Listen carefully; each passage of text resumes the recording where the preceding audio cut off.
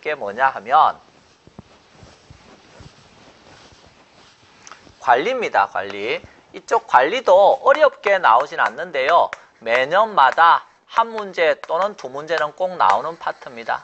자, 부동산 관리라고 했을 때 관리가 뭡니까? 그러면 관리라고 하는 것은 말 그대로입니다. 부동산을 취득해서 유지하고 보존하고 이용하고 개량하는 운영과 관련되어 있는 일체의 활동이 관리다라고 거기 써놓고 있어요. 그래서 여기는 관리는 처분은 관리가 아닙니다. 그래서 처분에 대응하는 개념이다 이런 표현도 써놨죠. 그래서 그런 거는 여러분이 한번 읽어보시고요. 자, 그 다음에 여기에서 관리가 왜 필요한데요? 그랬을 때 그 필요성이 나옵니다. 오늘날 도시화되고요. 도시화되고 또 부재 소유자가 많아지고 그러면서 이제 건축 기술이 발달하고 이러니까 엘리베이터 하나 고장나도 개인이 못 고치죠. 전문가 불러야죠. 그래서 이런 것들 때문에 관리가 더 필요하게 되었다 하는 필요성 그런 것도 써놨으니까 가볍게 한번 보시면 될 것 같고요. 자, 86쪽에 보면 무슨 말이 나와요? 관리의 내용이 나옵니다. 자, 여기부터 좀 보겠습니다. 자, 부동산 관리다 그랬을 때 이 부동산 관리한다는 말은 우리는 부동산에 대해서 어떻게 접근한다 그랬어요? 복합 개념으로 접근한다. 기억납니까? 복합 개념이니까 어느 측면에서 관리를 하는 거예요? 법률적, 경제적, 기술적 측면의 관리가 있다는 거예요. 그래서 우리는 부동산의 관리다 그랬을 때 그 내용은 복합 개념으로 인식을 하는 겁니다. 복합 개념이기 때문에 부동산에 대해서 어느 측면? 법률적인 측면, 경제적인 측면, 기술적인 측면의 관리가 있다 하는 것입니다. 자, 여기 기술적이다라는 말은 기술적인 게 약간 물리적이다. 기억납니까? 그래서 부동산 관련해서 물리적이고 기능적인 측면에 뭐가 있다? 하자가 있다. 그럼 그걸 뭐 해줘야 되겠어요? 제거하고 예방하고 이런 게 물리적 측면의 관리라는 거예요. 저 기술적 측면의 관리죠. 경제적 측면의 관리는 뭐겠어요? 이런 책에 다 있으니까 가볍게 듣기만 들어보시면 돼요. 경제적 측면이라고 하는 건 말 그대로 이건 돈이잖아요. 그러니까 순수익이 어때요? 합리적으로 나올 수 있도록 하라 하는 게 경제적 측면의 관리란 말이에요. 그 다음에 법률적 측면은요. 당연히 법률상 또는 행정상 어떤 부동산 관련된 하자가 있다 그러면 그것을 예방하고 제거하는 측면이 법률적 측면의 관리가 되겠죠. 그래서 우리는 관리다 그랬을 때 그 관리의 내용과 관련해서 어느 측면에 접근한다고요? 복합 개념적인 측면에서 접근한다 하는 것 정도는 좀 알아달라는 거예요. 물론 좀 더 구체적으로 들어가서 어때요?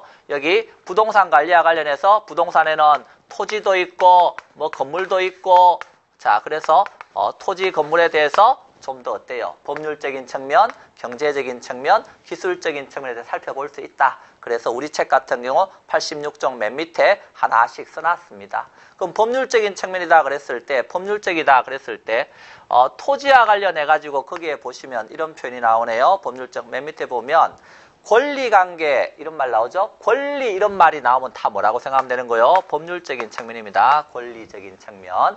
그 다음에 토지 도난에 대한 대책 이런 말이 나오는데 토지 도난은 누가 밤에 와서 토지 들고 도망갔다 이런 뜻이 아니겠죠? 그럼 뭐예요 그거는? 토지 소유권, 권리를 말하는 겁니다. 권리를 편취하는 게 토지 도난이죠. 그래서 이런 권리적인 면이니까 역시 어때요? 법률적인 측면이다 이렇게 표현하고 있는 거예요. 그 다음에 불법 점유 이런 것들 불법이잖아요. 법률적인 측면. 법률적 측면의 이용가치를 개선하겠다. 지목을 병행하고 이런 것도 다 법률적인 측면이라는 거예요. 이렇게. 그래서 소속이 어딘가 정도는 봐줄 필요가 있어요. 자, 그 다음에 건물과 관련해서는요. 거기에 보면 이런 건물과 관련해서 법률적인 측면에서 각종 임대차 계약이다. 시설물 이용 계약이다. 또는 예약이다. 이런 말 나오면 다 법률적인 측면이라고 생각하시면 돼요. 계약도 법률 행위잖아요. 그죠? 그러니까 이런 것들. 그 다음에 권리를 보존한다 또는 공법상 이런 말들이 나오면 공법 이런 말 나오면 다 법률적인 측면이에요. 그러니까 어디 소속인가 정도만 잘 이해하시면 돼요. 그 다음에 경제적인 측면이다 그러면 아까 경제적인 측면은 뭐라 그랬어요? 순수익이 합리적으로 나올 수 있도록 하라 그랬잖아요. 그럼 토지면요. 놀리지 말고 어때요? 수익이 나올 수 있게끔 하라는 겁니다. 어떻게 해요? 모델하우스 짓는데 빌려주든 테니스 코트장으로 이용하든 수화물 적치장으로 이용하게끔 하든 사실 수익이 나올 수 있는 방안을 모색해봐라. 그게 뭐죠? 토지에 대한 경제적 측면의 관리가 되겠습니다. 자, 그 다음에 건물과 관련해서는 거기에 보시면 손익분기점을 파간다 라든지 손익분기점을 파가는 거. 또 사람을 고용하거나 배치하는 인력 관리 이런 것도 당연히 소속이 어디죠? 경제적 측면입니다. 사람을 고용하거나 배치하면 당연히 어때요? 돈 들어가겠죠? 그래서 인력 관리 이런 것도 경제적 측면의 관리고요. 회계 관리 또는 수익과 지출에 관한 수지 관리 이런 표현들이 다 경제적 측면의 관리가 되겠죠. 당연한 말이죠. 자, 그 다음에 기술적인 측면이다 그러면 토지다 그러면 기술적인 건 유형적인 측면이고 눈에 보이는 측면이란 말이에요. 그럼 토지와 관련해서 토지와 관련해서 옹벽을 쌓아둔다든지 이렇게 쓰레기장화 되는 걸 방지하기 위해서 울타리를 쳐둔다든지 이렇게 철조망을 쳐둔다든지 또 그 토지와 관련해서 경계를 어때요? 청량해서 이렇게 표시를 해둔다든지 이런 게 다 뭐다? 기술적 측면의 관리입니다. 그래서 그 기술적 측면의 관리 한번 읽어보시면 되겠죠. 자, 건물과 관련해서 거기 보시면 위생관리 이렇게 설비관리, 보안관리, 자, 보전관리 이런 게 다 뭐라는 거요? 기술적 측면의 관리다. 그래서 청소하고 소독하고 뭐 이런 것들, 엘리베이터 보일러 고치고 이런 것들, 방범이나 방제에 대비하는 이런 보안관리. 그래서 이런 것들도 기술적 관리입니다. 현상을 유지하는 보전관리 이런 게 다 기술적 관리가 되겠습니다. 그래서 적어도 소속이 어디 있는가 이런 것 정도는 어때요? 좀 잘 알고 있어야 된다 하는 겁니다. 자, 그래서 관리와 관련해서 적어도 관리의 내용에는 이런 것들이 있더라 하는 것 정도는 좀 알아두시고요. 그 다음에 관리하는 방식 그 87쪽에 가면 물론 그 보충해 보면 그런 표현도 나옵니다. 관리의 영역에서 학자들에 따라 시설관리, 자산관리, 기업관리 이렇게 표현하는 학자들도 있습니다. 시설관리는 말 그대로 뭐예요? 시설물을 관리하는 소극적 관리를 시설관리라 그러는 거고요. 자산관리는요. 기업의 부를 극대화하고자 하는 적극적 관리를 자산관리라 그럽니다. 이것도 시험에 잘 물어보죠. 그래서 기업의 부를 극대화하고자 한다? 그럼 부가 극대화되려면요. 부동산의 가치를 증진시킬 수 있는 다양한 방법들을 모색해야 되겠죠? 그래요. 그래서 그와 관련해서 어떤 포트폴리오로 구성할 것인가, 이 건물을 리모델링 할 것인지 아니면 재건축, 재개발할 것인지 이와 관련된 의사결정이라든지 리스크, 위험은 어떻게 처리할 것인지 이런 거 관리하는 것들이 다 자산관리에 들어있다는 거 한번 봐두시고요. 그 다음에 기업관리 한번 읽어보시고요. 예.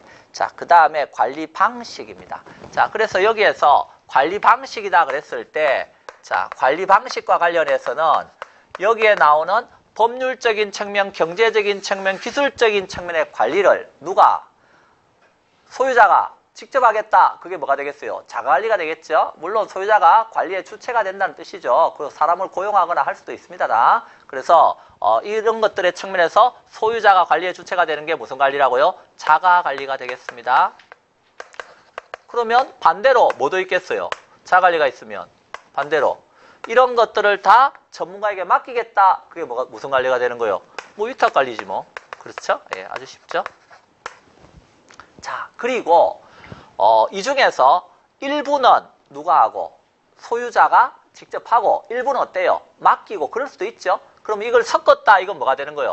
자가와 위탁관리를 섞었으니까 무슨 관리가 되는 거예요? 혼합관리가 되겠습니다. 자, 그래요. 자, 그러면 그 중에 가장 전통적 관리 방식은 자가관리인 거예요. 가장 전통적 관리 방식이고 가장 전문화된 관리 방식이 뭐예요, 이게? 전문화되고 선진화된 관리 방식이 위탁관리입니다. 그래서 자가에서 이런 위탁으로 가는 과도기 행해지는 게 뭐죠? 혼합관리 방식입니다. 자, 그러면 각 방식마다 뭐가 있겠어요? 장점도 있고 단점도 있을까요? 그래서 장단점 이런 거 시험에서 잘 물어본다는 거예요.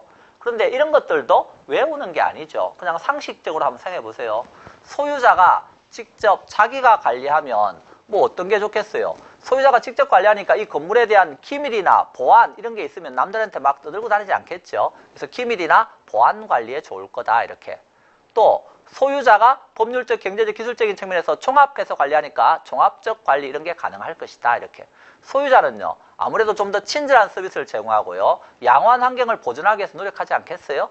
그렇죠? 그런 측면에서는 당연히 어떻게 되겠어요? 그런 것들이 장점이 될 겁니다. 자가관리에. 근데 단점은요. 소유자가 아무래도 전문성이 떨어지는 경우가 있단 말이죠. 그러면 비효율적 관리가 될 수가 있고요. 그러면 불필요한 낭비 이런 게 생길 수 있잖아요. 그래서 오히려 관리비가 더 들어가거나 그런 문제도 생길 수도 있다는 겁니다. 왜? 비효율적 관리 때문에. 그리고 소유자가 관리를 했을 때 비전문가가 관리를 하다 보면 시설물이 노후화되거나 그럴 수도 있는 거죠. 자, 그런 측면에서는 단점이 되겠죠. 또 소유자가 관리를 하게 되면 아무래도 타성에 젖을 수도 있어요. 여러분 그 집에 한번 생각해 보세요. 오늘 집 나서기 전에 설거지 이런 거 다 해놓고 나오셨어요.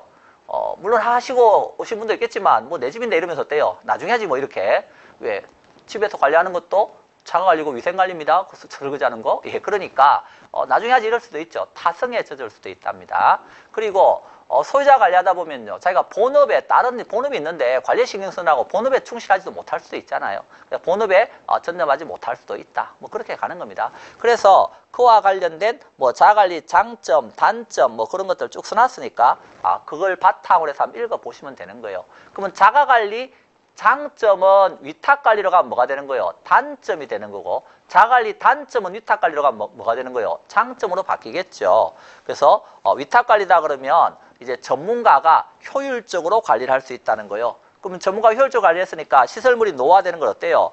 최소화시킬 수도 있고 아까 자가관리는 타성에 젖을 수 있잖아요. 즉 매너리즘에 빠질 수 있었는데 여긴 전문가에게 맡겨서 이런 타성에 젖는 것을 방지할 수 있지 않냐 이렇게. 그리고 소유자는 또 본업에 전념할 수 있지 않냐 전문가 관리하면 이렇게.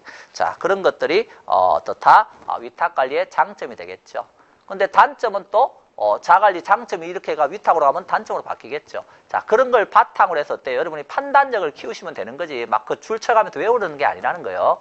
그리고 혼합이라고 하는 거는 섞었잖아요. 왜 섞었어요? 하고 물었을 때 두 가지 방식의 장점을 얻기 위해서 섞은 거예요. 근데 문제는요. 이게 운영이 잘못되면 두 가지 방식의 단점만 나타날 수 있다는 거예요. 그리고 섞어 놓으면 아무래도 서로 책임을 전가시키거나 상대편에게 그럴 수도 있죠. 네, 그런 것들이 단점이 됩니다. 자, 그래서 전문업자를 또 충분히 활용하지도 못한다 이런 게 단점이 되죠. 왜? 충분히 활용하는 거는 위탁관리니까. 그래서 이런 걸 바탕으로 해서 관리하는 방식과 관련해서 장단점 정도는 좀 정리해야 되지 않나 하는 겁니다. 자, 그리고 뭐 우리 책에는 기초이라서 안 써놨지만 조금 더 들어가면 건물의 수명현상이라고 하는 게 있습니다.